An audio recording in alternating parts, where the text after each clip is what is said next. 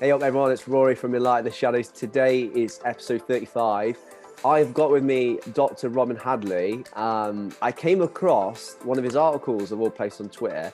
I love Twitter because it helps me find some really interesting guests that can help inspire, equip and empower us in a different plethora of ways. So yeah, Dr. Robin Hadley bravely wrote an article that I personally related to a lot, guys, as you may or some of you may not know. I've been waiting for children for 4 years now, my wife and I, and we've had the most horrific journey, just multiple surgeries, setbacks, lost our baby Malachi, which actually was the birthing of Enlighten the Shadows of all things. So yeah, when I read his article, guys, and I recommend you do so if you can, if you get the time, you can maybe press pause right now, or at the end of this episode, I'll put it on the screen for you right now, just the headline. Check it out. It was one of the bravest kind of reads I've read, as a bloke being so vulnerable, and it just really helped me, guys, to relate to him in a way. And I thought, oh man, I've got to talk to this guy. I want to unpick his brains and help see what he can bring to the table today. But Dr. Robin Hadley, it's good to have you. I'll call you Rob, as you said before we went on record. It's good to have you. Welcome to Enlighten the Shadows. Thank you very much, and thanks for the invite. And it sounds like you've had a really moving journey already, with everything in there. A real roller coaster.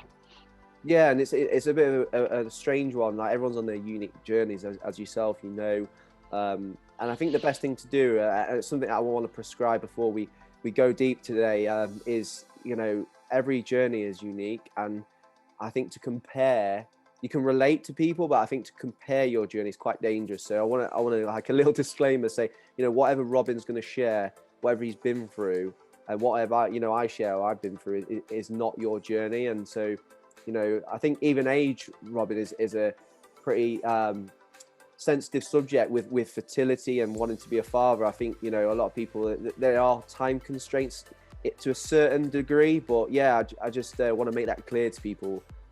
So that you and I don't get a cheeky message or two saying, you said this. It's like, whoa, we're just here to chat and unpack our stories, really. But yeah, I remember reading, I think on your website, we'll put it on the screen for the viewers, got your own personal website, and reading through it. And I see you're a Manc.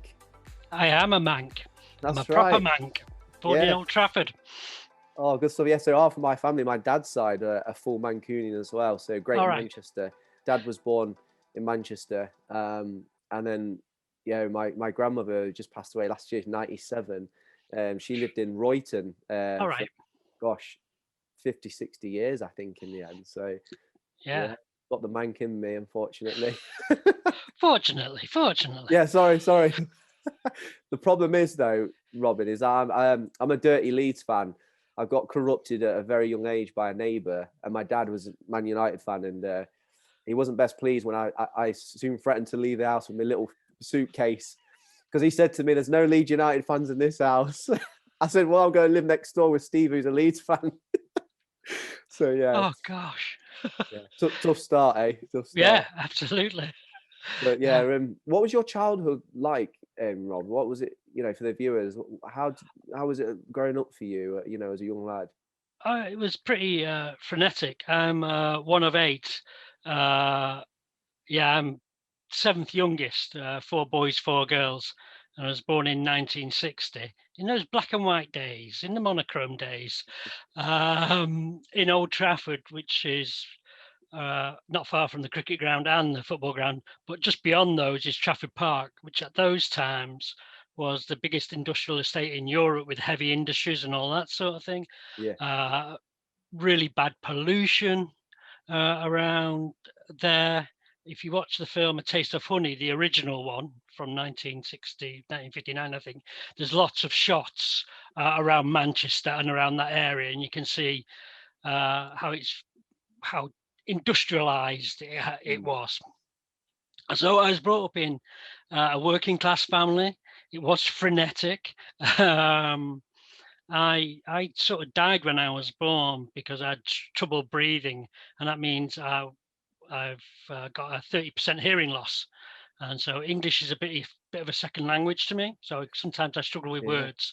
So I'm just letting you know that. I might be But yeah, Mm. frenetic, but a really close bonded family. We still are from that respect. Hand-me-down clothes, that sort of thing. So I'm not a big fashion person. It means nothing to me because that was never a thing. I'm a big foodie. I eat Yeah. really fast because we used to have little things over the table, what's that over there? And then nick the chips and all that sort of thing. So even now at 61, my wife will say, nobody's going to steal your food because I'm like that. Yeah, yeah, there's true. There's something in that. Do you find this I'm going to ask you something because, like, my sister. So, my childhood was really blessed to a certain point, and then when my dad left, it kind of went polar opposite. And so, my sister, I don't know if you might relate to this. She always makes too much food than she actually needs, and if someone tries to take a little bit of her food, she'll go absolutely mad at them. I don't know if you Yeah, relate to that in any way. Yeah. absolutely. And if you want something divided up food wise, get somebody from a big family because they'll do it. Absolutely. This is fair. This is fair. Everybody, and that's a thing. My parents were always say, got to be fair. It's got to be fair and even and surround that. But I think one of the things from being younger in that family is I was really shy growing up.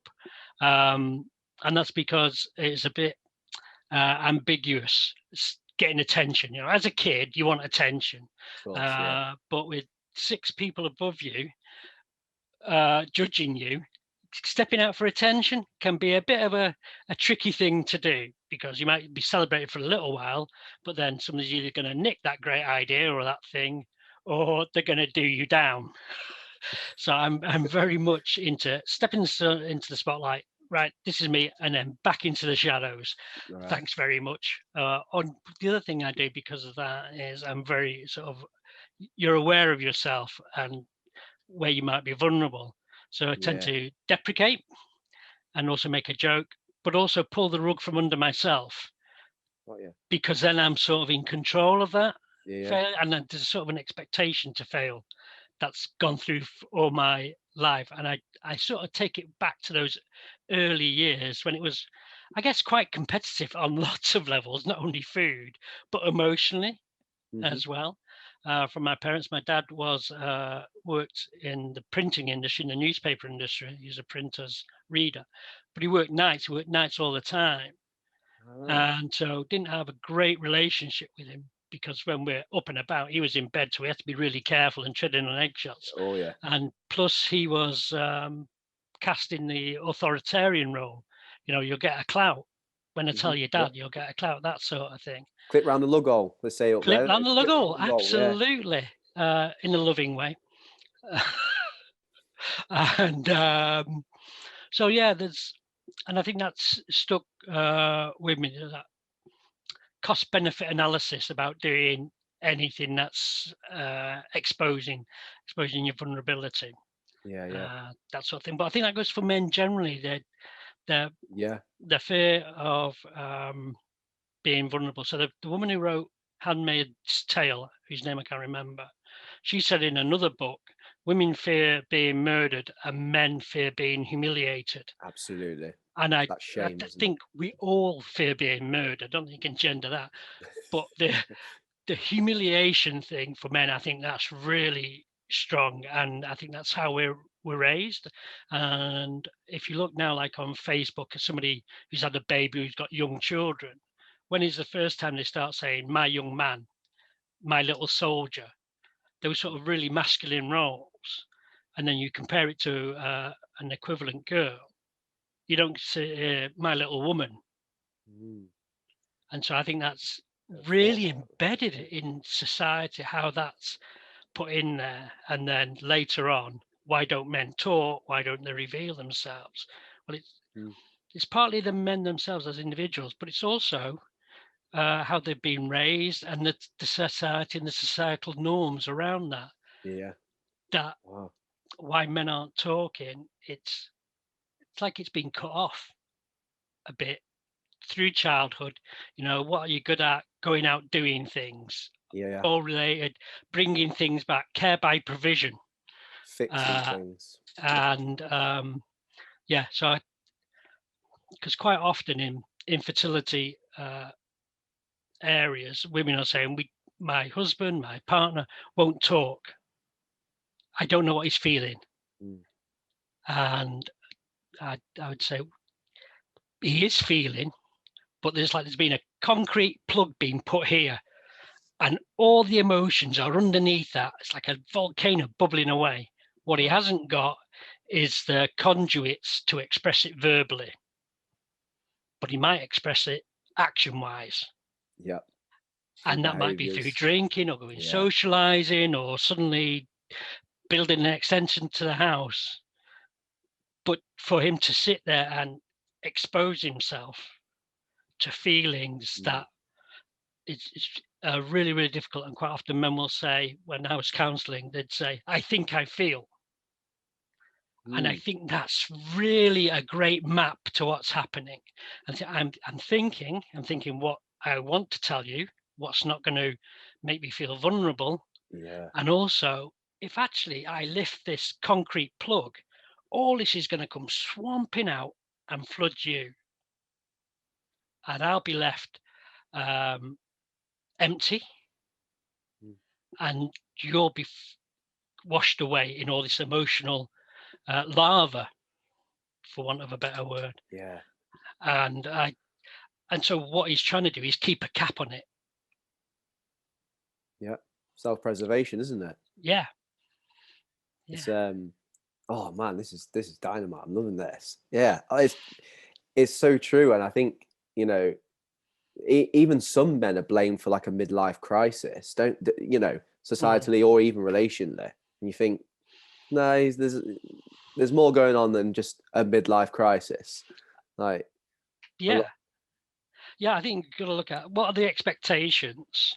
So in that arc of life, at the peak, so what men tend to say, I leave school, if you're sort of middle class, go to university, get a job. If you're working class, leave school, get a job, find a partner, have a family. And that have a family is the peak of the arc of life.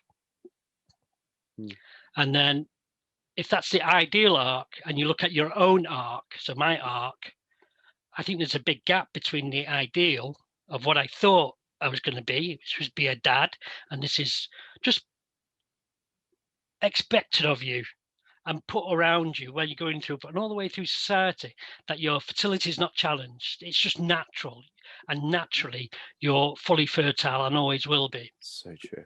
For men. And then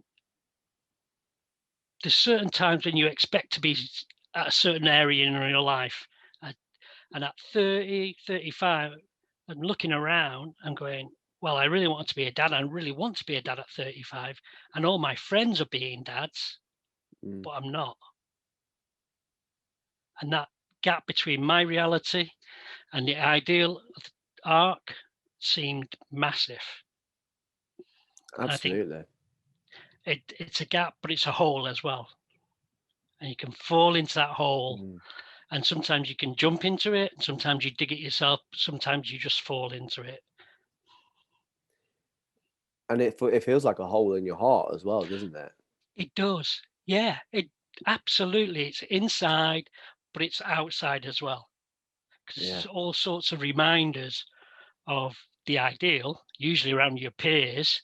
Of course. Yeah. And the social narratives around that. Oh, why haven't you got kids yet? Everybody else is, not like you're not aware. Thanks for that. I didn't realize. Yeah. God. Well, yes, I knew there was something, and there it was, not under my nose and not in the nursery we built.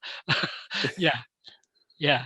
So, yes, it's emotional, it's social, it's economic, it's everything. Yeah, it's like the pinnacle of society, isn't it? And then you feel especially today, modern day, and this is not me having a pity party or a dig, it's just being honest, observationally. You know, social media is a great thing. And absolutely, like, you get pregnant or have a child and it's alive and well, like 100% celebrate Yeah. all day long. And, you know, the longer our journey has gone on, sometimes it has peaks and troughs. And sometimes when I'm in my trough in the valley place, you know, and then it's the weirdest thing, honestly, Rob. I'll have like 2 or 3 births or pregnancy scan on Facebook, bang, right in front of me. Yeah. I've not spoken about this, but it's totally relevant in this conversation. I just think people need to know that.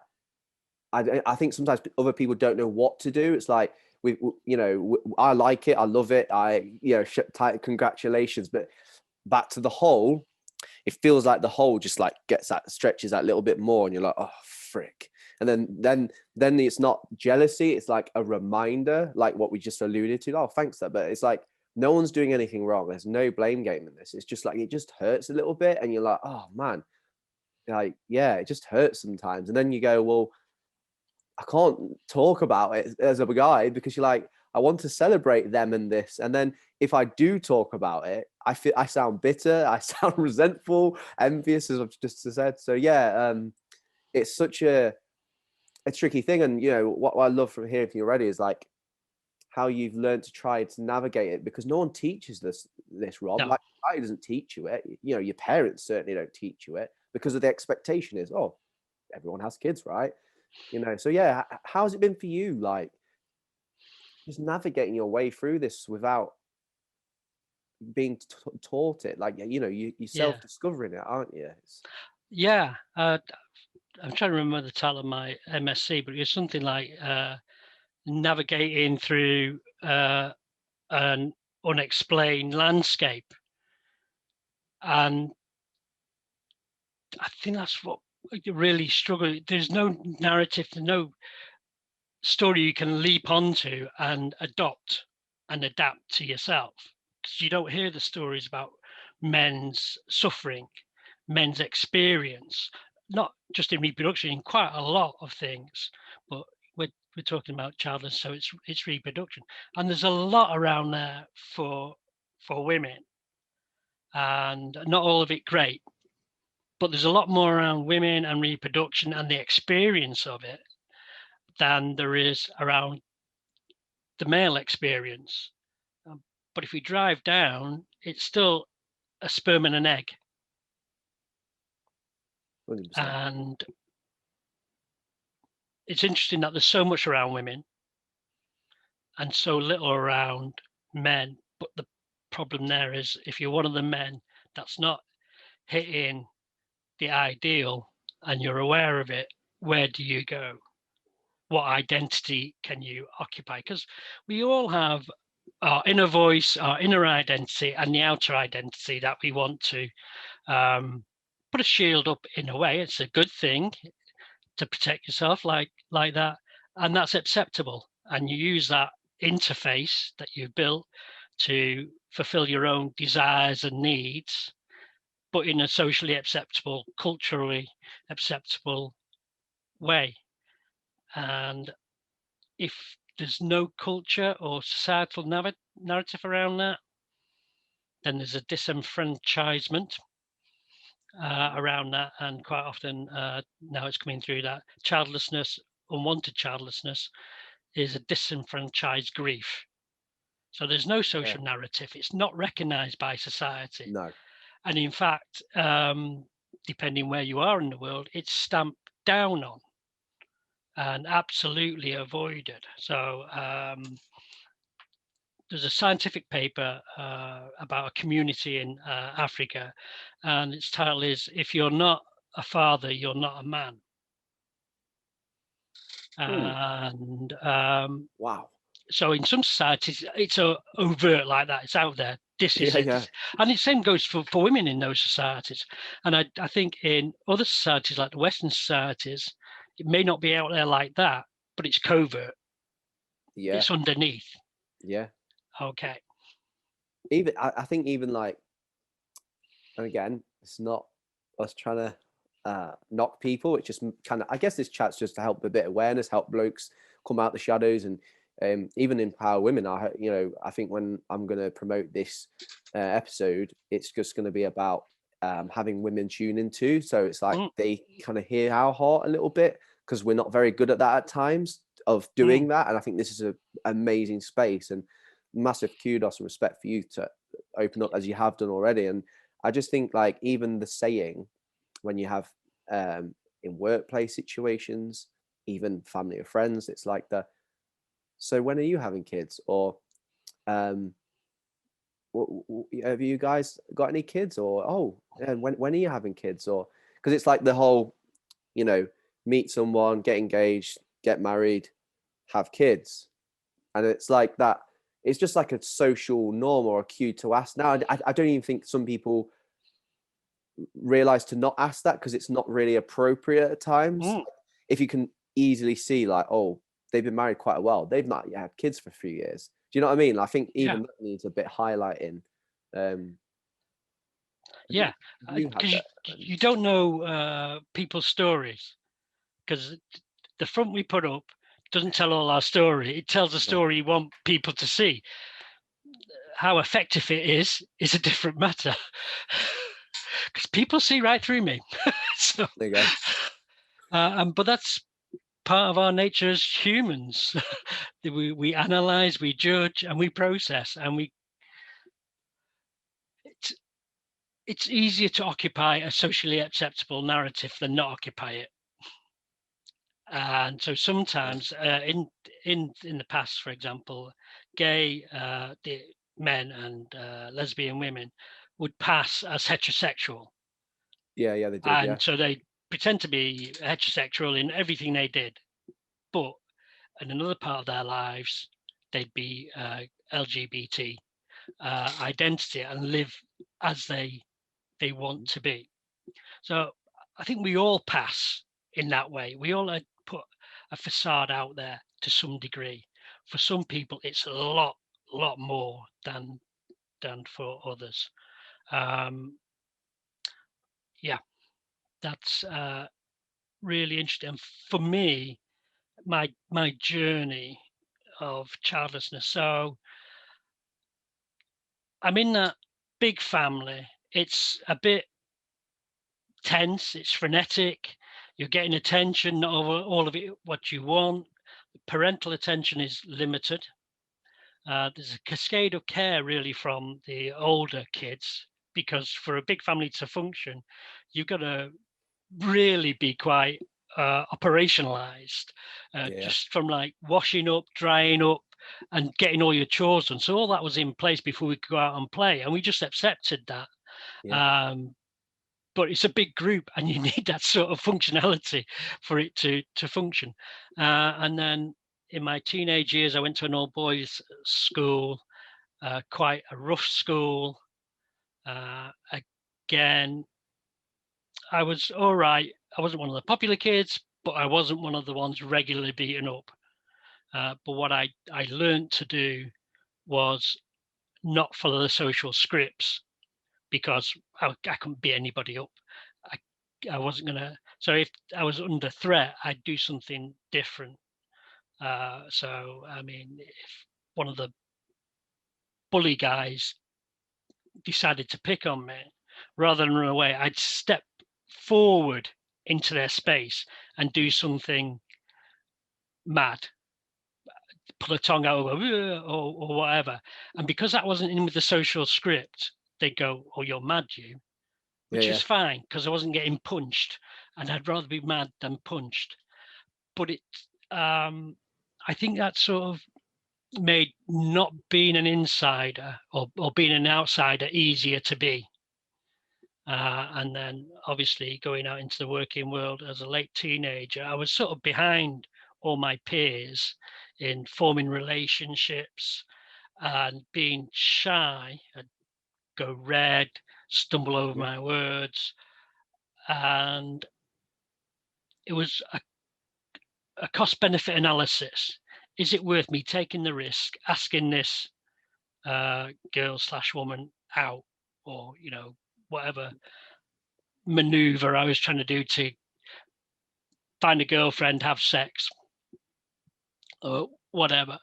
And quite often it's no, it's not worth that risk of humiliation. So when I did find someone, so I think my first real relationship was 19. Now, although I went to an all boys school, quite a few of the guys said they were having a relationship, and certainly they were in relationships from 16 onwards. Yeah. And so when that relationship split after 4, 6 weeks, whatever, I was devastated. But all my peers had gone through that a number of times already. So they matured and there's no sympathy there. No. But I did I did find somebody and when I was 26 got married, and we tried for kids. And then I think she was a few years younger than me. She changed jobs and went into a job which much more younger people going out. And I was at a different sort of point in life where I was thinking about settling down as in becoming a dad. And so there's a brief period when we're on the same page on that. And then the page turned, or her page turned, and mine didn't. Yeah. So we stopped trying for kids. We split up. And so I was 29. I kept the house. Interest rates went up, so I couldn't afford to go out. Literally couldn't afford to go out for 2 years, and then managed to sell the house, move back down to Manchester, and go out. And that is important because the timing of things is important to reproductive outcomes. Yeah, naturally, yeah. But also, I was devastated by that divorce. Really, really crushed by it. And also part of that was, although when we were doing baby making sex and thinking about having kids, I was really worried about how I'd be as a dad, because my dad wasn't brilliant. So would I repeat him? Would I be better than him? That would be my ideal. How I was going to provide, because I was in a very safe job, but not a great career prospect or salary. And would I be able to do that provider role? So there was a heaviness or a dark cloud around my head around that. And then the split up as well. So absolutely. There's a loss of that potential of being in the future, and that role, and the loss of being a role as a somebody viable in a relationship.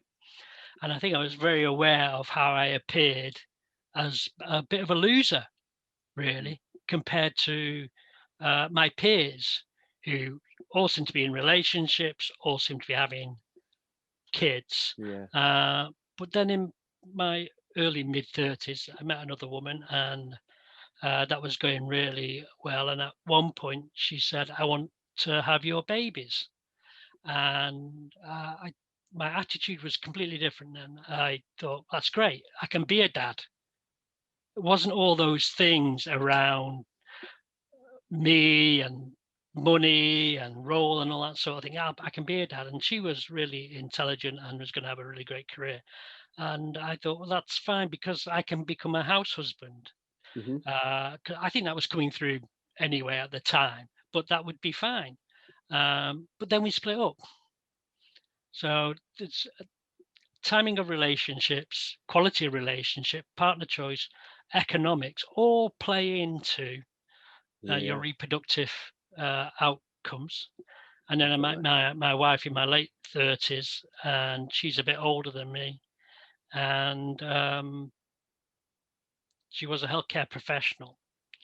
And although she wanted to be a mum in her 20s and early 30s, now she's in her 40s, early 40s, she didn't want to risk it because of that chance of having a baby with special needs. And she'd helped families with special needs children. And she said, not for me, because I know how much that will take. And I don't think I have that capacity. One time, she lived in London, I was in Manchester. One time I came home from work, I was decorating, and I hate wallpapering. I can't do it. It is a skill. It's a hell of a skill. And anybody who does it and does it well deserves all the money they can have. And she phoned up, and my mate at work had a child, and I was really jealous of him. Really, really jealous of him. Wallpapering's going badly, and I was feeling really, really broody, like a deep core need. You know, my sacks were heavy, for want of a better way of putting it. So that's to do with a biological urge that it's not often associated with men, but it must be there. And so she said, "You don't sound too happy." And I went, "Well, you know, I'm really broody. I wanted to be a dad. The wallpapering's falling off." And she went, "Well, we've got to have a talk about this, because if you want to be a dad that much, it's not with me. You're going to have to find somewhere else." And I'm really glad she said that, because now I've learned that quite a lot of people don't have that sort of conversation. And they drift into a relationship and drift along, and then push comes to shove. Yeah. And actually, well, I always wanted kids. Well, you never said. This reminds me of what you mentioned when you was 26, which I was going to come to. I really wanted to part there. Okay.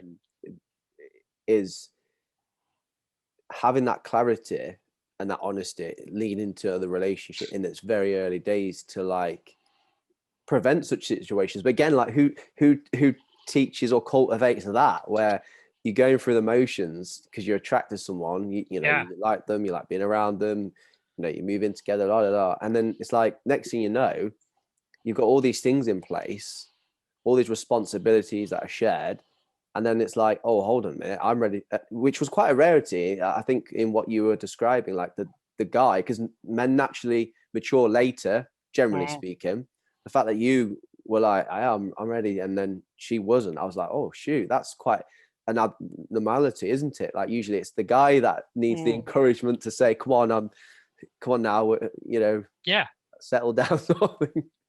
So I find that interesting how you had that desire quite early, like, you know, over your ex-partner. I think also at that time, because all my peers were having kids as well, so there's that fitting in with society as well, and maybe just awareness of the clock ticking a bit. And I know we often, quite often, it's the biological clock is applied to women, but the same is true for men. But there's also a social clock there when it comes to reproduction. In all societies, there's a sort of a period of when it's appropriate to have a child, usually between 20 and 40, roughly, in the West. Anything earlier than that, bit dodgy. Anything later than that in the past has been leaving it a bit late, slightly changing now because of IVF and people having that, but still past 45, then it's frowned upon, again, isn't social sanctions come in. So although we may not articulate it, it is there, actually, that growing pressure of social time, social place, and social expectations.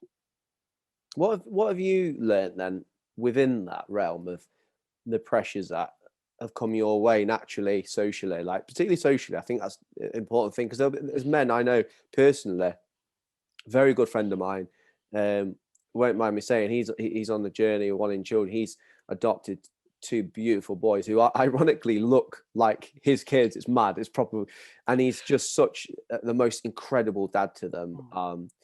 Just brilliant. They still want their children, and so I'm 32 and he's, I think, 35, 34. So he's good 3 years older than me. And his wife is my age. So there's natural social pressures, and it's just people like him who are there. People know that he's going through this journey along with his wife, absolutely, but focusing on the men here. How did you learn, like, with the social pressures around you?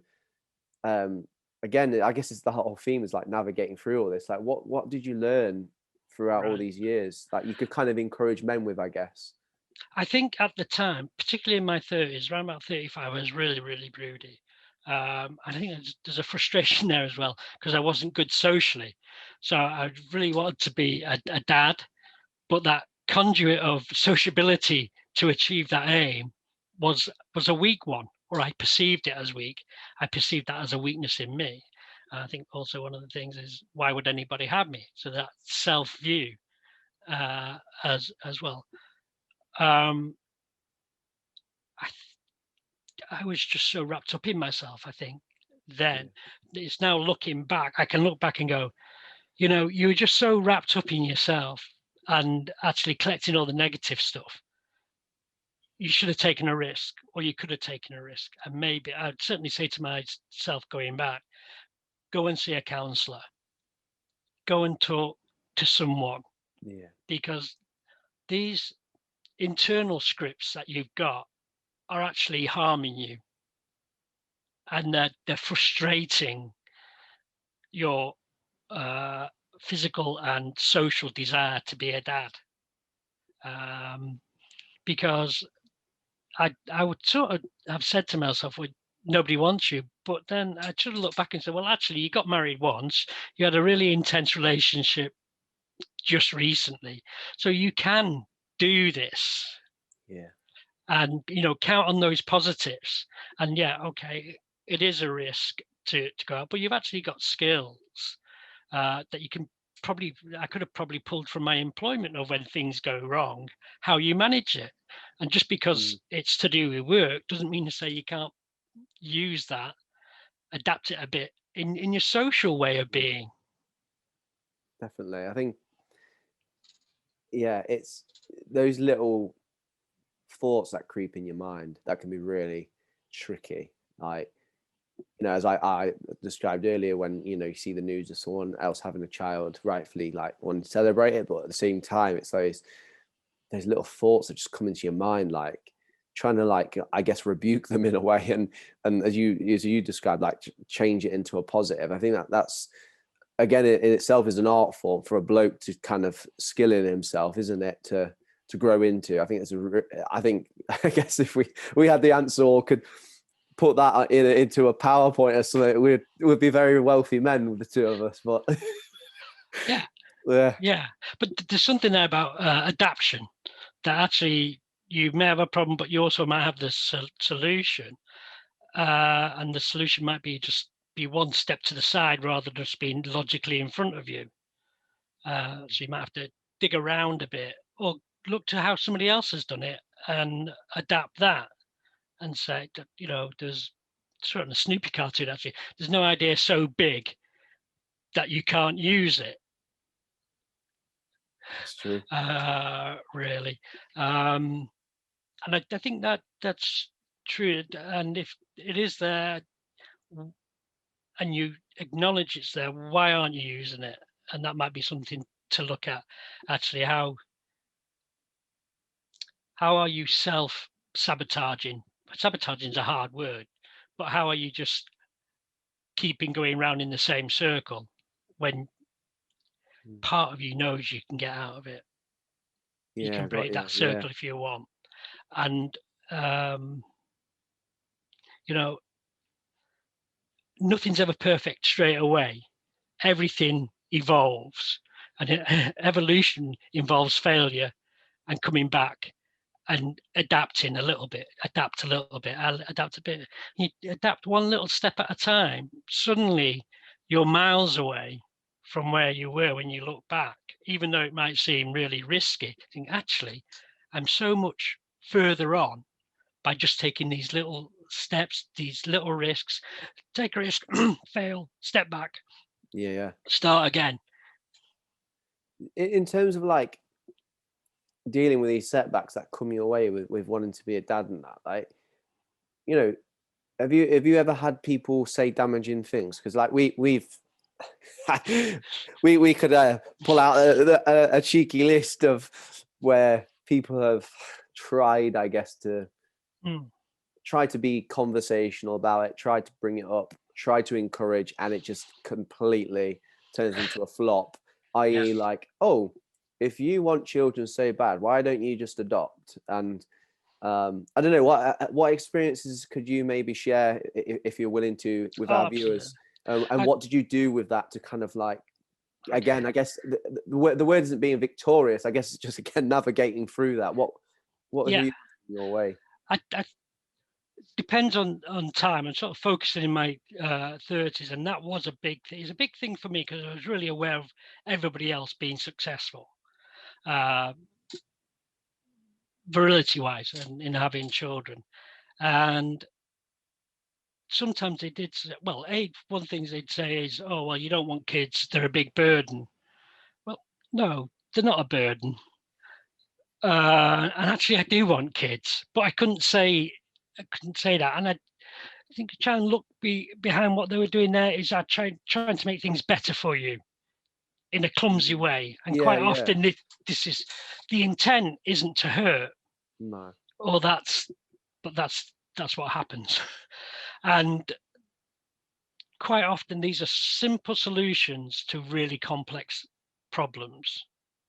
And how do we go about things? We judge what's going to affect us, where we want to go, how we're going to get there.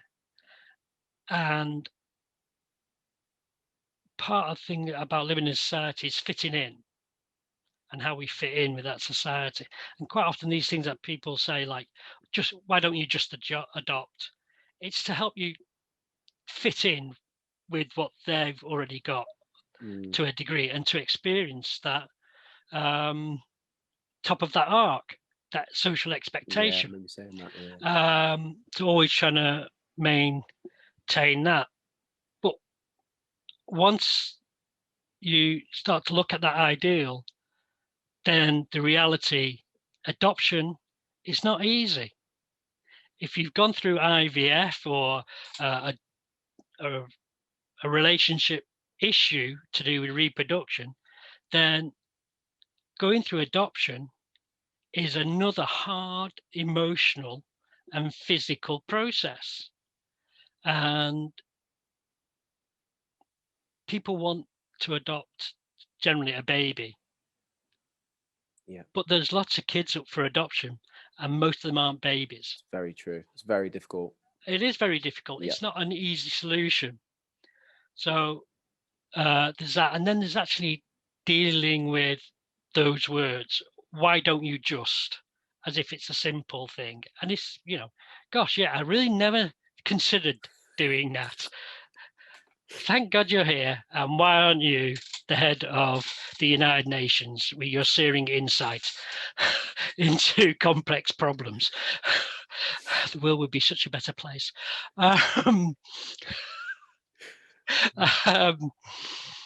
Yeah, so did get that a little bit. Also, a little bit I got as joshing at work as are you a Jaffa? As in seedless, sort of thing. And that's very, very common. And that's typically from men, but not always. And that's really hard to deal with. Really hard to deal with. And I think one of the ways to do it is what does actually that person saying that, what does that say about them? And if they're a friend, do you really want them to be a friend? And also, maybe what you're going through is such a challenge to their existential viewpoint that they have to attack.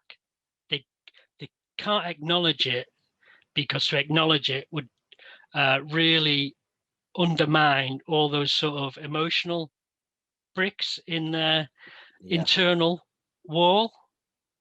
And I think that's quite common in when people say unthinking, unthoughtful things. This easy solution is I can project that easy solution onto you, because then I don't have to face the reality of what I could have been of not being a parent, and what that would mean if that was taken away from me. And there's a sort of glimpse then for them inside about, I'm going to say, I'm afraid, the pit of despair of not being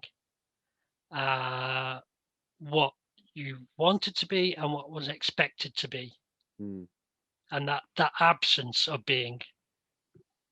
Yeah, it is like a twofold thing, isn't it? Like what you expected. Yeah, and I think that's the thing. You have your expectations of how you think things are going to go. Like, Mm. I'm, I had it in front of me the other day. Oh no, here it is. Here's an NHS letter we got.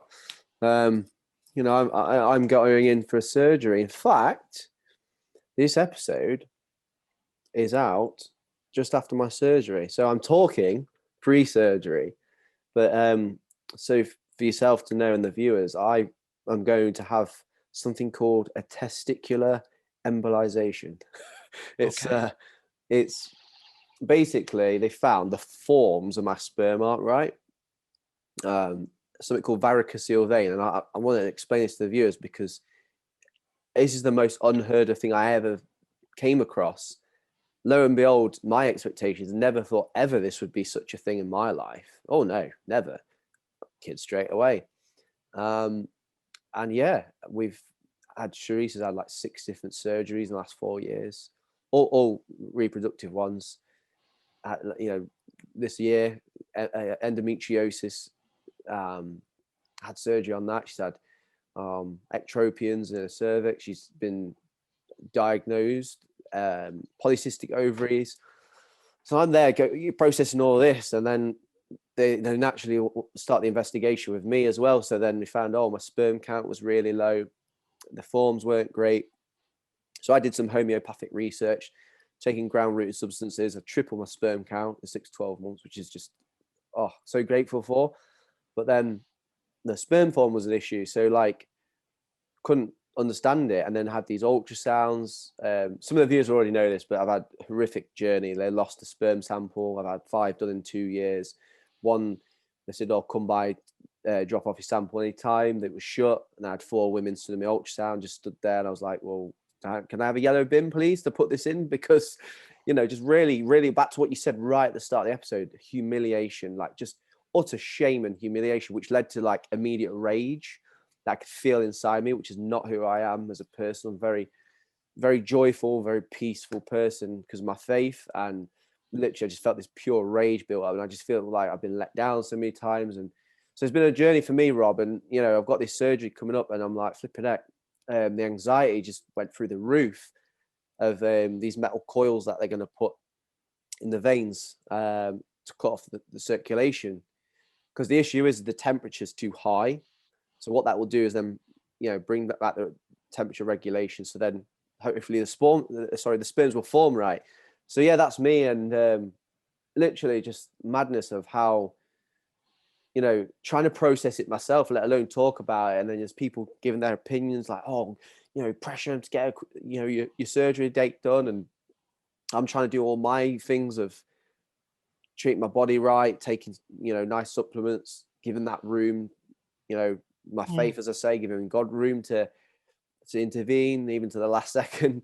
So yeah, it's just been really weird, as you say, like this whole taboo and the shame involved with the process it has. And so I just, yeah, I'm going through that, and it's just like, wow, you don't know what the heck's going on. You don't know what is happening next. And yeah, it's just, again, just that navigation of going through it. It's tricky, isn't it? Of Mm. highlighting these issues that were never really a thing, and then you find out 1 in 6 men have varicocele vein, and you're like, Mm. wow, that needs highlighting itself, because like, well, maybe less miscarriages would happen, less waiting time if it was highlighted more and people were aware of it. So yeah. And absolutely spot on. If there's one thing that needs to happen, because quite often in normal times, at this time of year when the exam results are coming out, there'd be usually at least one school in the UK where the boys are going to go in skirts. And that'll be in the papers saying boys wearing skirts because it's too hot. And the boys would say, well, it's a dress code. And actually, those boys were absolutely right because of the heat on the testes Yeah. and how they may be wearing skirts not for that reason, but they're right. And what they're really highlighting is the lack of education around male reproductive organs and the Hmm. protection that really needs to be put in place, and that society tends to see men as invincible. and they don't want to see them as vulnerable. Mm. One way of doing that would be at a very early age in schools about reproductive education is how we protect our reproductive equipment for males and females. Definitely. I think moving forward as well for both of us, like, it's like, what is our role in all of this? Like, I think Viktor Frankl, have you heard of him, the Auschwitz survivor, is finding meaning in that suffering. And I think the two of us are obviously different places in our lives. And, I'm curious for you, like, because I think it doesn't take away the fact of what we're talking about, what we desire. But I think in finding meaning, like, I think you will be able to bless a lot of people, with your wisdom and your experiences. I think that, again, it does not make it right. It does not substitute. It does not better it. But I think, I'm curious that what's your heart like moving forward with this whole taboo? Like, what's do you have any plans, or do you, with this whole journey you're going through? Because I think you'll be able to bless a lot of blokes. Oh, thank you.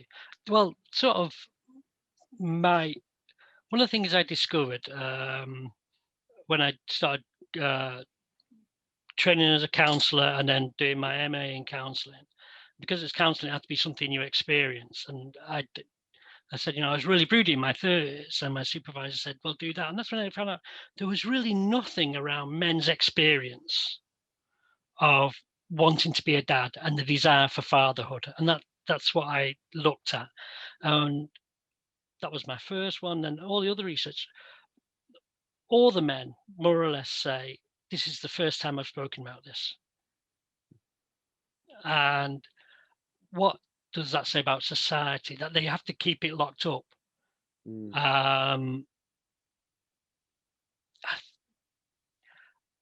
That's a real key thing. What is it about keeping it locked up? And from the counselling perspective, and a lot of mental health perspective, is a lot going around about now about men talking. Men just talk. Well, why don't men talk? Part of it is that social aspect, is there's the division between the thoughts, the Cartesian split, and the body. I think, therefore I am. And that would then map onto that. I feel, I think. But that split happens very early on in life, and comes from society. So asking a man to talk is really asking a man to unpick years of conditioning of not talking. Yeah. And what do the men sort of most fear? What we've talked about is humiliation. And if there's no narratives for them to grab hold of, how are they going to talk? It's really hard to ad-lib on really deeply core personal things. Yeah. So what I found from doing that MA and my other work is, part of me is because these men trusted me to hear their stories, that actually I could just sit here and keep it to myself. It could just stay in my dissertations and thesis, but that wouldn't make a difference. And if there's no voices out there, it's up to me, I feel, to put a voice out there, because then I don't expect men to flood into my every word and occupy those and take them. What I think they do, what I hope they do, is hear my story and they hear your story and go, I'm a bit like that, but actually I'm like this. But that move to I'm like this is a recognition of self. Yeah. And that's building the story where there wasn't a story before. It's giving it substance then, where it may have just been inside but couldn't be said. Yeah. And that having to bounce across somebody else's story and adapt it, because we've got similar stories, we're on the same journey, age-wise, I'm ahead of you, and our motorway is slightly different, for you than for me, but we have a shared experience, and we have a shared emotional experience, and so we can use each other in that way of, I'm not you, but I'm a bit like you in this way, and similar, and we don't die, we don't get hurt. It's actually a safe thing to do, to be a bit vulnerable, and grow from that. So I've started to think recently, we're a bit like ships and airplanes. We have transponders and we go out, we're pinging all the time. Where am I? What am I doing? On that arc of life, our arc, we're pinging, where am I? Where am I? Where should I be? And Paul Simon said it beautifully in the song, Where's My Wife? Where's My Children? That ping goes out and out and out for men, because there's no narratives to ping it back against. But us doing this puts those responders back. So they ping, where am I? What about this? Well, these guys are saying this. Okay, my story isn't that, but it's this. I love that. It's beautiful. Love that. But yeah, if you ever, I feel like, because we do have this in common, I'd love to chat with you more and keep in touch. Sure. Definitely. I think that'd be really cool. But yeah, before we land it, Rob, I feel like I want to ask you Enlighten the Shadows question, which is, there may be a bloke watching this episode because you're like, yeah, great, Rob, thanks, Rory. Relate to that in ways, but I just feel hopeless. I feel suicidal. Can you just encourage them with a short piece of advice, something that you could pour out to them and encourage them? You're not alone. You're absolutely not alone. And you will get through this. Come on. Love that. And they can, and they will. And we're testimonies of that. I have no doubts that you've felt similar things throughout your life. Absolutely. That's why I'm here talking with you. That's why Enlighten exists. So yeah, any fellas that are struggling, we've put things up on the screen for you. I know it must be really difficult to try to reach out. You want people reaching in, but sometimes people aren't around. So we put Samaritans on the screen for you. 116123, free call service. There's shout as well. Text shout to that number that's on the screen too. But yeah, Rob, I feel like we could talk. And honestly, I feel like me and you could talk for like hours, genuinely about this subject. So yeah, I'd love to keep in touch, and I feel like we could put something together and chat more. But yeah, for those watching, this has been a quality episode with Dr. Rob Hadley with episode 35. And if you haven't subscribed to our YouTube channel, get on it. We want to reach more men all across the world. YouTube's got like 1 billion viewers on it, so it's a pretty vast place with men that I'm sure are searching for answers. We're not claiming to have all the answers, but today we've had a beautiful chat. I've really enjoyed hearing Rob's perspectives. I love his analogies and metaphors, so hopefully that can touch some men's lives. And as we've put throughout the episode, that Facebook group, we've got over 520 men who support around the clock, who are all there, fellas, for the same reason. They don't claim to have it all. They sometimes don't know how to say it, but they're there, they're watching, and some of them are talking. We're pouring out mad love on each other as brothers do, and no doubt that we are helping people's lives. So just join us on there if you can. And yeah, we'll see you next time. We've got next week Ash Cox, one of my close schoolmates of many years. We chat real, we talk about memories, we talk about making it in life and losing it, and just that self-discovery, and him wanting to learn more about how to help men better. So beautiful episode coming up next week. But till next time, thanks a lot, guys. Thanks, Rob. Thank you.